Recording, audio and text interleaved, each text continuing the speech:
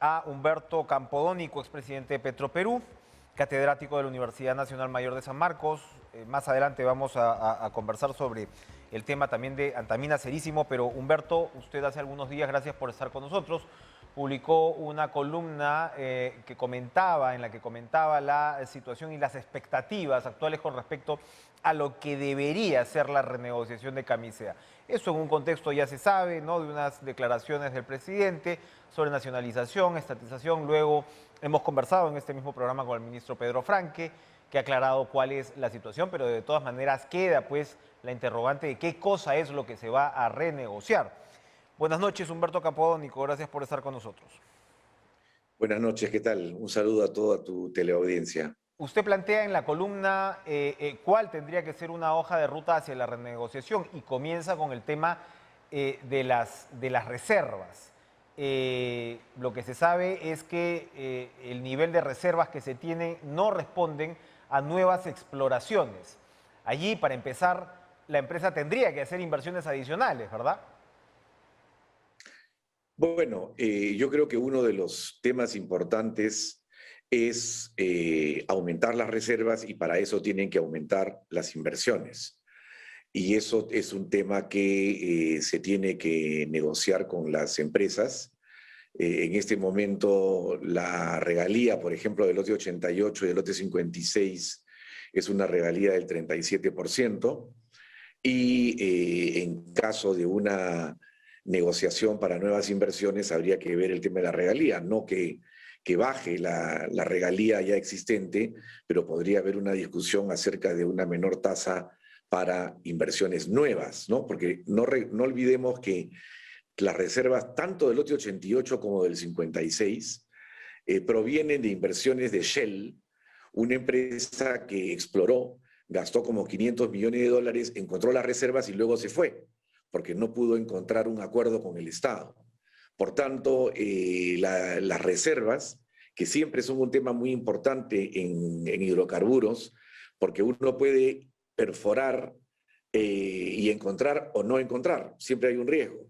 En este caso no había ningún riesgo ya porque ya estaban encontradas. Por lo tanto, esa tasa de regalía se justifica.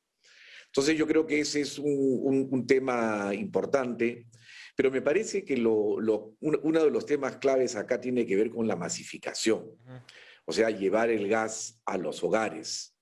Y esa es una política en la cual, si bien va de la mano, va a la par con un tema de renegociación, es fundamentalmente un tema de política de Estado, ¿no? Y el Estado en estos últimos años, la masificación grande que ha habido ha sido en Lima, fundamentalmente con Cálida, donde hay una cantidad de gas importante, pero sobre todo lo que hay es un gran consumo por parte de las centrales eléctricas a gas que están en Chilca y otras grandes fábricas en Lima. Y eso ha permitido que se masifique el gas y se llegue a más de 1 millón de conexiones. Pero eso no ha sucedido, por ejemplo, en la Sierra Sur, en la Sierra Centro, donde no hay estas grandes empresas que den el flujo de caja para invertir en Ayacucho, en Huancavelica, en Abancay, en romper las pistas y llevar el gas a los hogares, porque eso significa que no hay ese flujo y entonces no hay una rentabilidad económica, como en el caso de Lima. Hay una rentabilidad social. Eso hay que entenderlo. Y luego se ha querido hacer con asociaciones público-privadas y evidentemente las empresas privadas necesitan ganar, necesitan recuperar su inversión, lo que no pueden hacer con consumidores tan pequeños. Entonces el esquema es fallido por todas partes y ya incluso el último gobierno, el último ministro de Energía y Minas, antes de que entre este gobierno, había dicho que lamentablemente los privados no querían entrar y se tiene que recurrir a la actividad subsidiaria del Estado para poder masificar. Yo no estoy de acuerdo con lo que dice el ministro en el sentido que es por la actividad subsidiaria del Estado. Eso se debió hacer desde el inicio, porque ese es el camino que ha seguido Argentina, que ha seguido Bolivia, que ha seguido Colombia, donde han masificado el gas y llega al 65-70% de su población, mientras que en el Perú solamente llega al 14%, y de ese 14% el 85% está en Lima, ¿no? entonces el resto del país no puede gozar de los beneficios de un gas que tiene precio regulado, no sube, aunque el petróleo suba a 100, 200, 500, $1.000 por barril, el precio del gas natural del lote 88 no va a subir, porque proviene de esas inversiones de Shell que ya hemos hablado antes. Entonces, eso se ha debido hacer con un criterio de rentabilidad social y haciendo que una empresa del Estado intervenga en las fases iniciales. Como ¿Cuál sería la empresa del Estado en este caso, Humberto? Perdona, ¿sí? ¿Cuál sería la empresa del Estado que tendría que tener esa voz cantante en caso la masificación pase por una decisión estatal pues deliberada efectivamente de entrar donde la empresa privada al menos todavía no quiere entrar? Sí. Bueno, ya Petroperú está operando en Arequipa, Moquegua y Tacna, donde estaba la empresa española Naturgy. Tenían ellos la concesión para esa zona, pero la dejaron porque el esquema de masificación en Arequipa, Moquegua y Tacna incluía traer el gas desde Pampa Melchorita en Cañete. Y ese gas es mucho más caro porque hay que licuefactarlo, trasladarlo en camiones y llega a Arequipa y cuesta el doble que en Lima. Es como si en Arequipa la gasolina costara 20 soles y en Lima 10. ¿No? Eso no puede ser. Entonces lo que hay que hacer acá es una red de gasoductos. La han hecho en España, en Francia, en Estados Unidos, en Argentina, en Colombia, en Bolivia, en México. Y en el Perú no tenemos una red de gasoductos. Tenemos un solo tubo que viene de Camisea a Lima. Eso es todo lo que hay, ¿no? Y un pequeño ramal a Nazca. Entonces, ha estado mal enfocada la política y eso tiene que ver con lo que yo llamo el chip neoliberal, donde no se puede encargar a una empresa del Estado que haga lo que ha hecho Chile, lo que ha hecho Colombia, lo que ha hecho Bolivia y lo que ha hecho Argentina, ¿no? Entonces yo creo que eso tiene que terminar. El ministro Merino, el anterior ministro de Energía y Minas, planteó que esto sea Petroperú quien se encargue, y digo bien se encargue, porque por decreto supremo corresponde que el Tesoro Público le dé a Petroperú los fondos necesarios para eso. Y he leído y he visto en el día de hoy también que el nuevo ministro, el ministro González Toro, también está de acuerdo con que sea Petroperú quien entre fundamentalmente a las llamadas 7 regiones, ¿no? Que son Cayali, Ayacucho, Junín, Huancavelica, Cusco, Puno, Apurímac, ¿no? Esas son las 7 regiones, algunas de ellas las más pobres del Perú, que no tienen el gas natural. Me parece un buen planteamiento. Estamos hablando de una red, como señala usted, de gasoductos. ¿Qué pasa con el fallido proyecto del gasoducto del sur?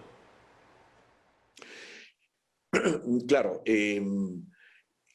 A ver, antes de lo del gasoducto del sur, simplemente decir lo siguiente. El gas que viene de Camisea a Lima pasa por la puerta de Ayacucho. Ya está en la ciudad. Y a partir de ahí, entonces, se puede construir una red de ductos más pequeños que el gasoducto del sur, digamos de 8 pulgadas, de 10 pulgadas, ya los expertos determinarán, para que pueda masificar en la zona. De otro modo, vamos a tener que esto se va a transportar en camiones cisterna, con gas natural comprimido, en muy pequeñas cantidades y no va a ayudar a la masificación en su conjunto. Puede ser una solución temporal, pero no una solución real de largo plazo. La masificación vía la construcción de gasoductos es clave. Ahora, con el gasoducto surperuano, que se cayó por la corrupción de Odebrecht en enero del 2017, ahora tiene un nuevo nombre. Se llama el SITGAS, el Sistema Integrado de Transporte de Gas. Ha tenido nuevos estudios hechos por una consultora inglesa, Mott MacDonald, y está de alguna manera más o menos listo para que vuelva a licitarse. Este gobierno tendrá que analizar lo que hay en ese proyecto y ver la mejor manera de licitarlo. Ya está en el discurso último del presidente, está metido el discurso, y también en el mensaje que dio la primera ministra en el Congreso, ¿no? Se habla de relanzar el gasoducto del sur. No conozco exactamente los términos, muchos de ellos están ya definidos por el estudio de Mott MacDonald, pero yo pienso que es una discusión muy importante porque los pueblos del sur claman por ese gasoducto. Es importante además porque traería gas para las centrales térmicas de Hilo y Mollendo, que lo están necesitando y que de otra manera tendrían que generar con diésel, que es mucho más caro. Pero fundamentalmente es un tema que tiene que ver con una reivindicación político-social de los pueblos del sur. El gas de Camisea está en el Cusco. Y en el Cusco el balón de GLP cuesta 60, 65 soles porque viene hasta Pisco y de ahí tiene que dar toda la vuelta.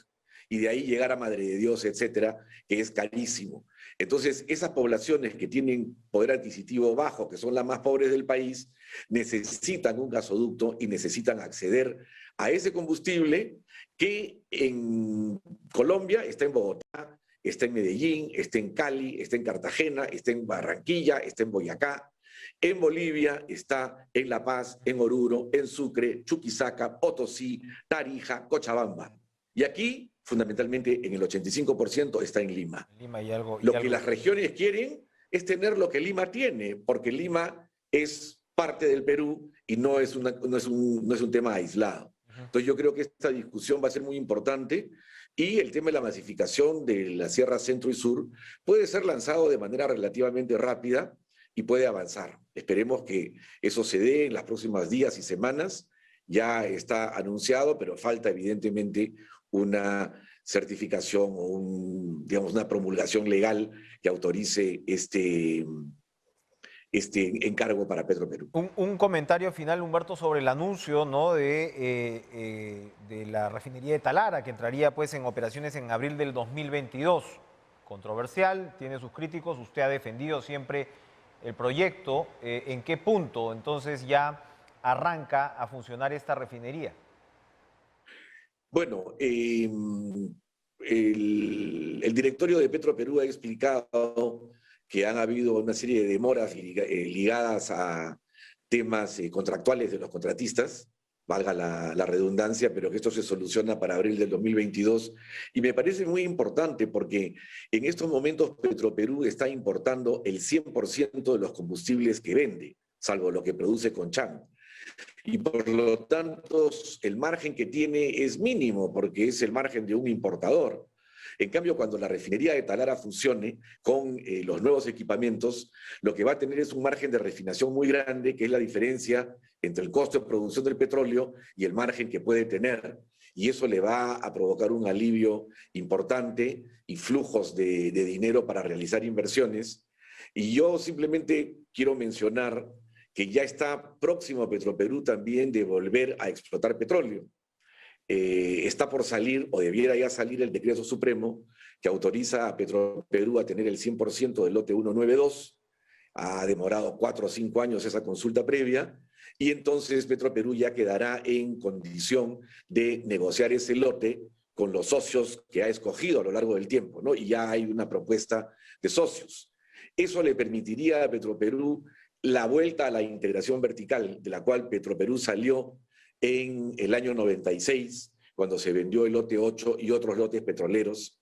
Y entonces Petroperú es una empresa, yo siempre digo que está en el corredor de la muerte, podría decirse que le falta una pata y le falta un brazo, porque no tiene petróleo, ¿no? Es paradójico, es una empresa petrolera que no lo tiene. La empresa chilena que no tiene petróleo estuvo explotando en Ecuador, en Irán, en Egipto, y nosotros no lo tenemos. Yo creo que es el momento también de que eso vuelva. Hay toda una discusión también con respecto a este punto, pero me parece una iniciativa importante. Hay que cuidar el oleoducto, que es un tema clave. Ha habido algunas roturas, pero fundamentalmente problemas ligados a cortes. Tiene que haber un mantenimiento adecuado del oleoducto norperuano, y finalmente también en Talara hay la posibilidad de entrar a nuevos lotes que eran de Petroperú antes, ¿no? Que ya están expirando y que le van a permitir a la empresa, creo, una viabilidad adecuada. Entonces, esos son los debates que nos esperan en los próximos días. La comisión multisectorial ya se instaló y esa comisión multisectorial debe comenzar ya a definir los ejes principales del trabajo que debe presentar en el plazo de 60 días. Ya han pasado unas 3 semanas.